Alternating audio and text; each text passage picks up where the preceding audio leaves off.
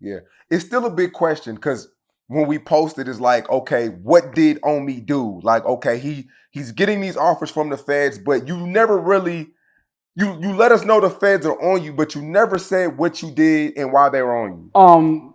Because it's public record. You could just go to the federal website and pull it up. You know what I'm saying? But they trying to. Number one, I've never been indicted yet. It's been over 2 years. These are all pre-indictment deals. You know what I'm saying? Number one, it was money laundering is in there, tax evasion, criminal copyright infringement, and that's pretty much it. You know what I'm saying? But it's like I don't understand. People wanted to be like, oh shit, they got drugs, and nah, it wasn't nothing of that. Bro, when they came to my crib, I didn't have no guns, no drugs, nothing. They literally just came in and started taking my drones and shit and my camera equipment. Nigga, I tell you, I was on the floor like, oh shit, man.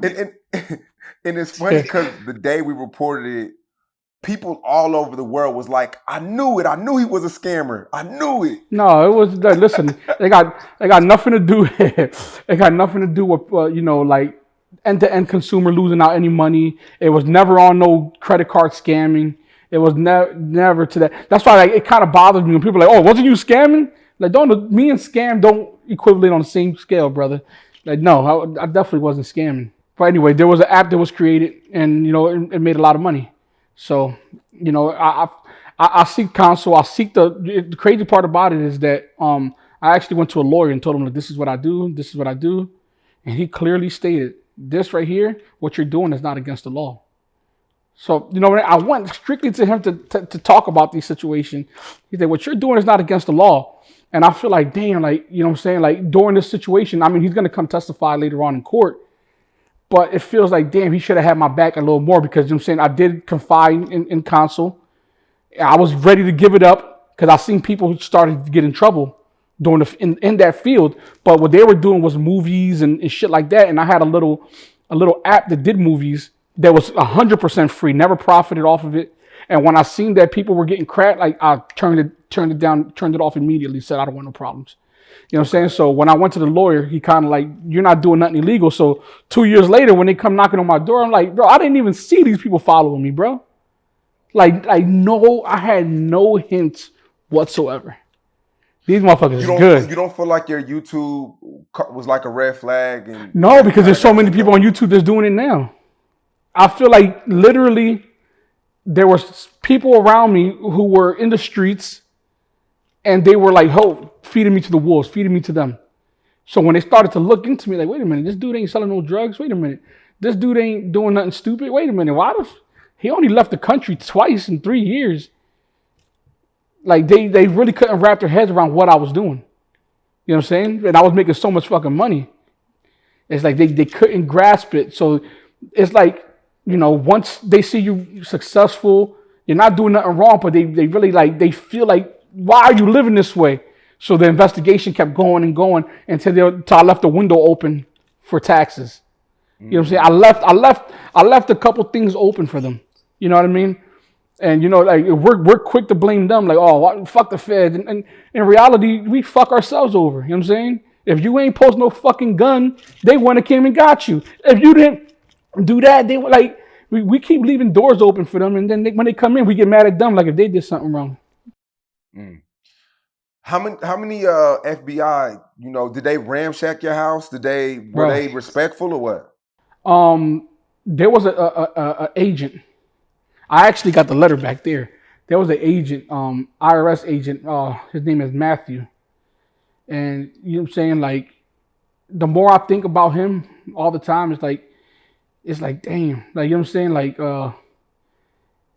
if it wasn't for him kind of talking to me that day, like, I think I probably would have killed myself. He's like, you know what? This is, you're gonna do great things. This is just a moment in time. You know what I'm saying? He said, you got your kids, you got a great following. And you know what I'm saying? When I was just, I felt like I was having a heart attack when they was in the house, because it was like, fuck. Like, what the fuck? Like, how did it get to this point?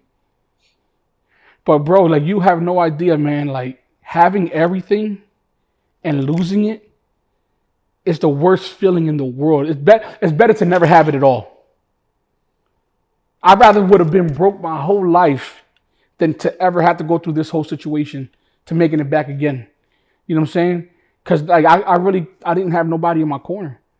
And then when I could continue to defeat the odds and niggas is like, oh shit, they still paying it. But like now it's like my life is like I had to go through that stage because I was real flaunty and upfront. And now it's like I got it again and I don't even want to be in your face with it no more. Now I'm just chilling. I don't want to be that person I was. You know what I'm saying? I don't want to be that person. I don't want to be all up in people's faces like flaunting. I already know if we got it, we got it. We ain't gotta flaunt it. Even though like this is contradicting, but this is also marketing also. I have businesses to run. Without this, y'all motherfuckers ain't gonna watch. Yeah. But you got to give it to them in doses. You know what I'm saying? So that day, how many FBI agents like were they just ramshacking your house or? Yeah, no, they came in, boom, banged on the door. I said, "What is for?" I'm at the steps. My whole house is glass. I'm like, "What is it for?" And they're like, "Gears TV," and I'm like, "What the fuck?" It was about 30. Guns and everything. Yeah, but meanwhile they're there. They were here. They were at every location you could think of. It just taking away cars. You know what I mean? This is gonna be a good series, man. 50 get back at me, cuz we're gonna shoot this on Stars. The whole life. So these guys are grabbing your keys and are they towing your car? Oh no, they're towing them away. Okay. Towing them away. Everything though. It ain't like just my cars, it's my electronics, my computers. Everything. Clothes, everything. Nah, not clothes. They ain't touch my clothes. Okay. I would have been out here fucking wearing FUBU and shit. Nah. Nah, they ain't touch my clothes or nothing. But they did take my workout equipment. That's why I got fatter. Like these motherfuckers like, nigga, you want you to die. They took my Pelotons, cuz. Like how the fuck? And you felt like that day that they came, you felt like it was over. I felt like that day, like I didn't want to be here. You know, like when you could wait, even though I don't like, let's keep it like, I don't live an extravagant lifestyle. I love fucking Applebee's. I just like the fact knowing that I can do what I want when I want. And I don't do nothing with it because I would go, remember that time, Digital, me and you sat there like, and we bought a Lambo and you're like, how does it feel to buy a Lambo? And I'm like, I like it for 10 minutes and after that, I'm back to being empty inside. Like, money and happiness don't equate on the same line, and motherfuckers need to grasp that. I understand that, you know what I'm saying, like, you got to pay your bills and shit, but if you think that money's going to make you happy, you got life fucked up. You ain't figured out life yet.